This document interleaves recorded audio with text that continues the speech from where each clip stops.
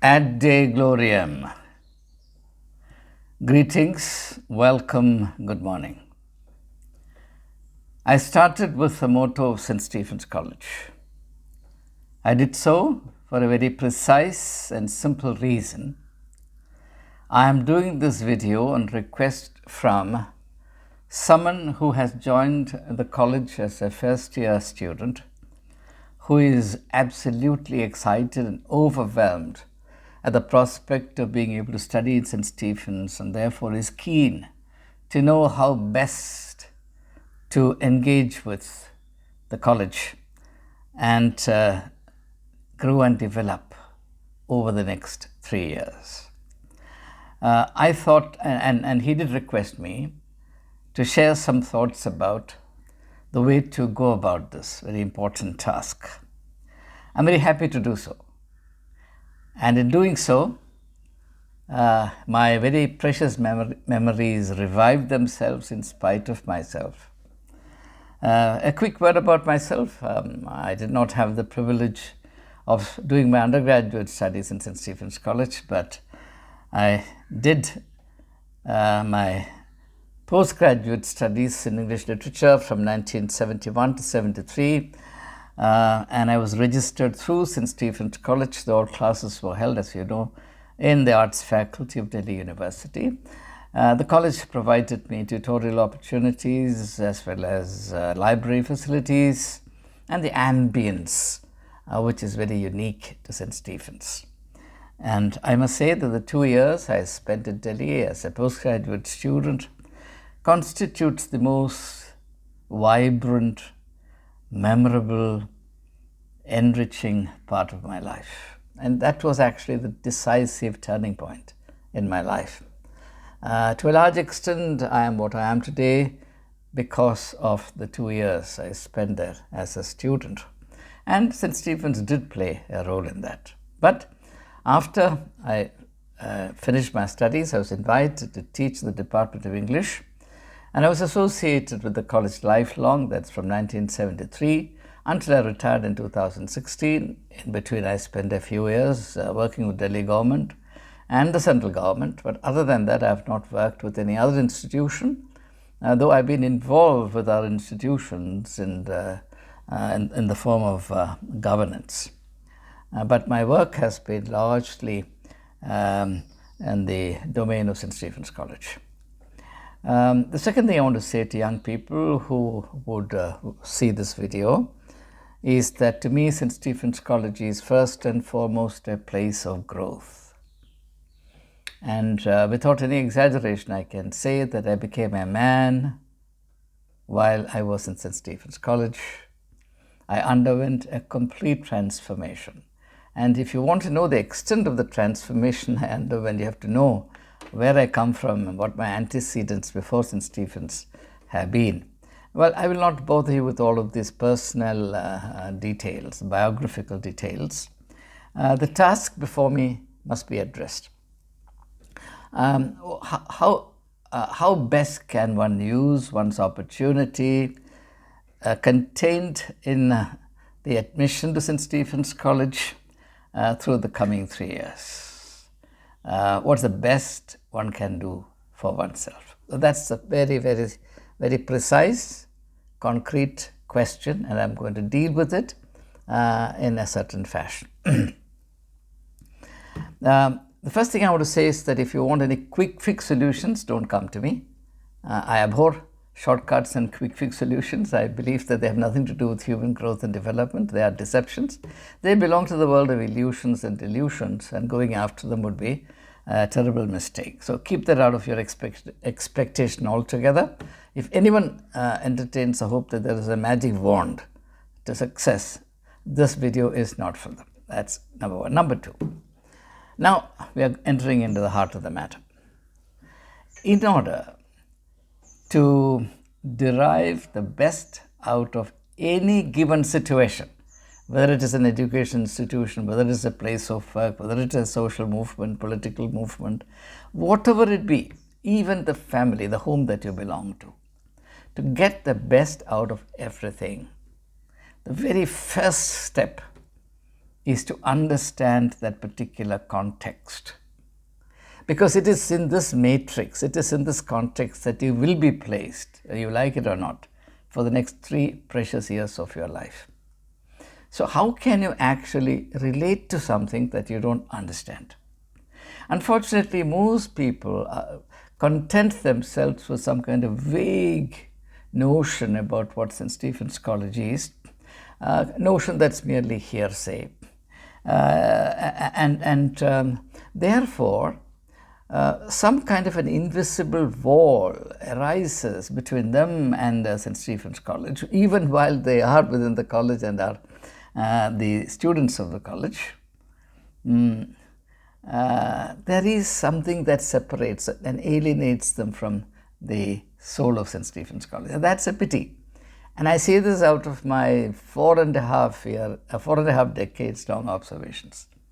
Unfortunately, a majority of the students are in this category. There are reasons for it. I may examine some of them in this video itself.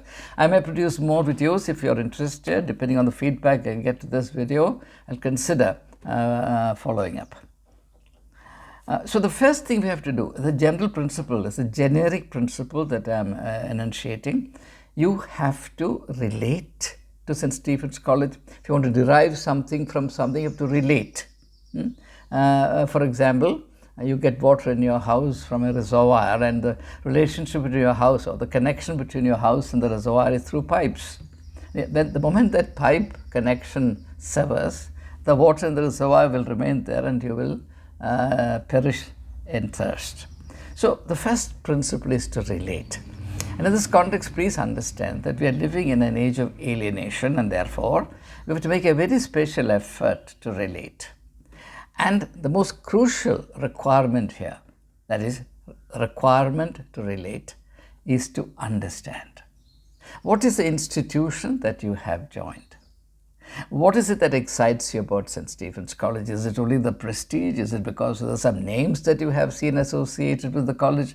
Is it because of the richness of the hearsay? People have said this, that and the other, and there is a lot of talk about StStephens College even in the media, or everybody says, let's go to StStephens. What is it that makes you go to StStephens? And what is it that makes you excited about getting admission to StStephens? About that, there must be some clarity. Unless and until you have clarity, you can't engage with anything. So, this is a huge problem as of now for the main reason that the college was founded in 1881, and since then much water has flowed under the bridge, and it's a simple principle that whatever exists in time changes over time, and sometimes the change is so radical that that particular object which was instituted, object or institution which was instituted with a very clear distinctive goal, becomes virtually its opposite, a contradiction of itself. This can happen to any institution. That's the reason why those who are charged with the sacred responsibility of stewarding institutions are required to exercise vigilant care of the original vision, the originating vision of an institution, and to appropriate and reappropriate it, interpret it, articulate it to succeeding generations, so that the essence of the originating vision is retained and is transmitted through generations, because that alone constitutes the essence of the college. So I would say that the most fundamental duty that a young person who has just joined StStephens College is to try and understand as best as possible, as early as possible, the essence of StStephens College. Now you would tell me, and quite rightly too, that this word essence is too vague.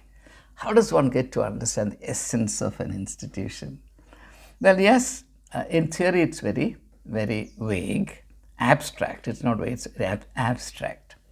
But you can render it concrete by gathering some reliable information. Unfortunately, with respect to an institution like StStephens, which carries a heavy load of prestige, you will have a whole mountain of assumptions, presuppositions, and presumptions.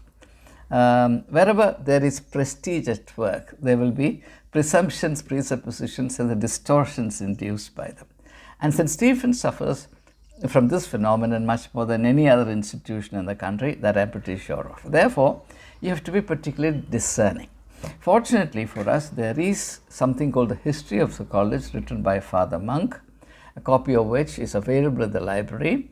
I would commend to all first year students to read the history of the college. It's not too demanding, I think, 150 pages or so. But unfortunately, the history is not up to date. It stops abruptly around 1950. And various attempts were made to bring the history of the college up to date. It has not succeeded for whatever reasons, and that may be the subject for another day's discussion. Now, when I was principal, I made an effort. Because I had the privilege of having been associated with St. Stephen's for a long time, and I had worked with people who were associated with the heyday of St. Stephen's College. And from them I had received very, very reliable, vast body of information about their predecessors, and therefore, going back to the early days of St. Stephen's College, I was able to form a more or less adequate idea of the greatness of St. Stephen's College. Many of these things, unfortunately, do not exist in the written form, and that's a great lacuna in the tradition of the college. Well, there it is, we have to live with it. So I had that advantage, and I tried to bring that to bear on my approach to governing St. Stephen's College. So I had a very clear idea of St. Stephen's College, what it should be today, what it was in the past, and what it should be today, and what it can be for tomorrow. That's the reason why I invested a lot of my time and energy into creating a prospective plan for the development of St. Stephen's College, covering possibly the next half century. That's 50 years. I don't know what has happened to those documents, but that work was done, accomplished, and I left it to my successors. Now, I'll close this video for the time being with a particular observation. Because of my background, because I had taken trouble to develop a fairly clear idea of what St. Stephen's College in its essence was and was meant to be, I was unfortunately very clear about, why unfortunate, I'll tell you presently. I became very clear about the extent to which the college in its present state deviated from the original vision. Now, as a preface to this, let me say that I do accept, being realistic, that everything changes over time. I'm not against change. But change that results in something becoming a contradiction of itself is not change, it is death. It is gradual death. So, while I welcome change, I do not advocate the death of an institution, because I passionately believe that the educational vision of St. Stephen's College is vibrantly relevant today, not just to us, those who are associated with the tradition of St. Stephen's, but also to the entire educational project in India. If the vision of education St. Stephen's had could be a national asset, turned into a national educational culture, it can do enormous good, tremendous good to India. Unfortunately, that process did not happen for whatever reasons, and I'm going to now tell you one reason. And this is controversial, I know, but I think it's necessary that we have the courage to face the truth. What has happened to St. Stephen's is that from its very humble beginning, St. Stephen's, as I said, was started on the 1st of February 1881 in 3 hired, dilapidated rooms in Chandni Chowk. There were 5 teachers and 4 students, and none of them was rich enough to pay the 2 rupee annual fee. So that is the beginning of St. Stephen's College. But in the midst of all the deprivation, the founding principal of St. Stephen's College was a spiritually enlightened man, his name being Canon Samuel Scott Allnut. He called his 4 associates. They had a time of prayer. After the prayer, Canon Samuel Scott Allnut declared, and I'm quoting his words, "This will be one of the best colleges in India forever." He didn't say he didn't say this will be the best college, because that actually sort of strays into the domain of pride or presumption. He was humble enough to say that this would be one of the best colleges. Now, that's a statement of faith. That's also a statement of patriotism. True patriotism is love for the people. That's the kind of patriotism we need to develop. That's a big story in itself. I have a lot to say on this, but again, this is not the occasion for it. So that passion for excellence, in a context where there is nothing conducive to its attainment, that is to say, the pursuit of excellence against overwhelming odds, is to me the fountain spring of St. Stephen's College. It is this that the college has transmitted for a period of time to generations of students. But unfortunately, I believe that after 1947, a change happened. The change was that the college unfortunately became more or less an exclusive preserve for the socio-economic elite of India. Now, I have nothing against the rich and the mighty, because ultimately I don't count their wealth or their power. I see them only as human beings like you or me. I don't see people in terms of categories, but I cannot shut my eyes to the effect that's created. Now, if you're a member of the elite, you've already achieved everything. There's no need for you to burn the midnight oil. There's no need for you to stretch yourself. There's no need for you to practice asceticism in the interest of intellectual purity and excellence. Nothing of the sort. These things sound hollow in the ears of such people because they have attained everything. They're in a state of satiety. They do not have the hunger to pursue excellence. I use the word hunger advisedly, the fire in the belly. The fire in the belly. They don't have it. Therefore, what happened? St. Stephen's College, which was envisioned to be a garden of growth for human personality, the all-round development of human being, or personality. Personality is a single word for the all-round growth of a human being. Spiritually vibrant, humanly rich, culturally pulsating human personality. It's the greatest achievement in the world. That was the educational dream of St. Stephen's College. And if that dream is to be pursued, St. Stephen's as an institution must remain a place of growth. I'm using words very deliberately, very advisedly. Please remember these words, a place of growth. But if you fill a place of growth with people who are already completely grown up, what do you do? What do you do? Unknowingly, here I have to say that my predecessors did not have enough discernment. I say this in spite of the huge respect I hold in each one of them, for I am a grateful man. I'm grateful for the great tradition that they so self-sacrificingly forged, developed, and handed down, of which I am a beneficiary. Unfortunately, in this one particular respect, my predecessors did not have the discernment to realize that there is an anomaly, there is something strange here, namely, that you are actually filling what is meant to be an institution of growth with people who are already completely grown up. Therefore, what happens? Unknowingly, the paradigm shifts, the shaping principle shifts from growth to showing off. So, St. Stephen's College, alas, became over a period of time where the social elite came. They also had educational merit. I'm not denying that at all. Don't mistake me.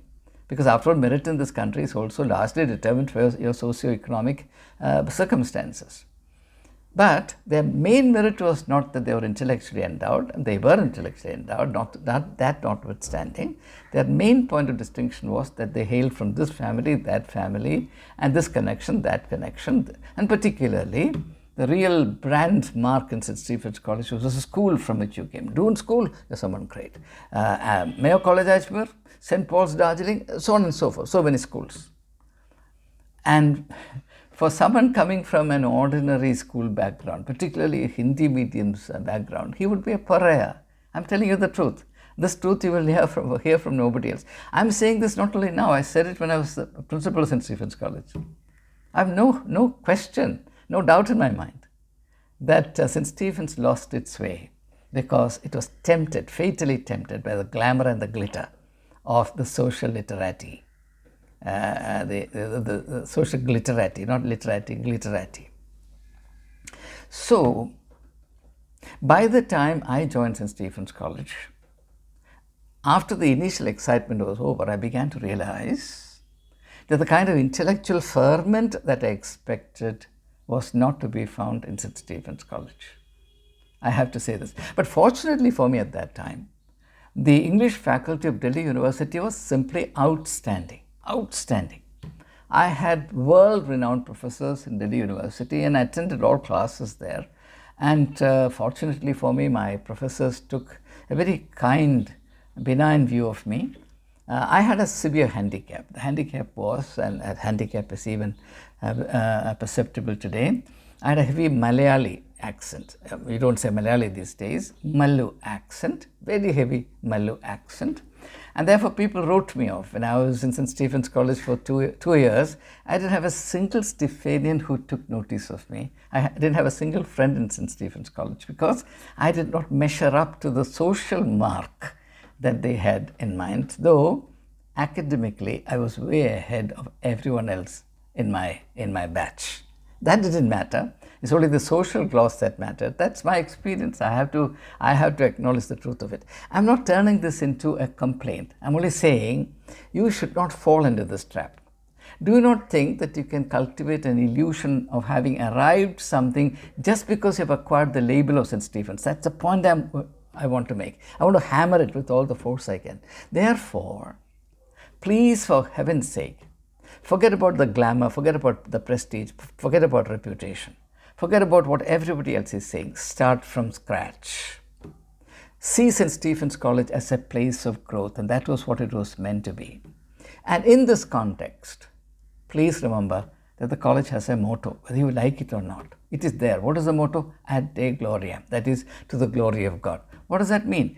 It means that in the eyes of the founders of St. Stephen's College, whatever happens in St. Stephen's College must be measured with one yardstick, one consideration, and that is, will this harmonize with, or will this promote, will this communicate the glory of God? That must be the criterion by which choices are made. So, certain spiritual values are fundamental to the educational vision of St. Stephen's College. Now, if you cannot accept, now this is not a matter of religion. God has no religion. St. Stephen's College motto is not Ad Dei Gloriam of the Christians, to the greater glory of the Christian God. That's not the motto, to the glory of God. Now, we all believe in God, and even I believe even atheists believe in God. But not always. When they get into trouble, I know every atheist believes in God. They'll call upon God. Only that a crisis of appropriate intensity must come for them to realize that they also need God. But this God is very different from the God of religions, and therefore, as I agree with all of you, that it can be a problem, and therefore it's much better to leave out this communalized, parochialized God. I quite agree with you. But God is a principle which exists or operates as a beacon of light, guiding our earthly enterprises, making it worthwhile, meaningful, and noble all the way through. More of that maybe on another occasion if you're interested. So, when I say in order to be able to grow in St. Stephen's College, you have to know and accept St. Stephen's College, I also mean that you have to be aware of the essence, this inner core, the soul, if you like, this DNA of St. Stephen's College, and relate to it. Now, if you can't relate to it, I would simply advise you to go and find your place somewhere else, because here you will rot and perish. You may not rot and die.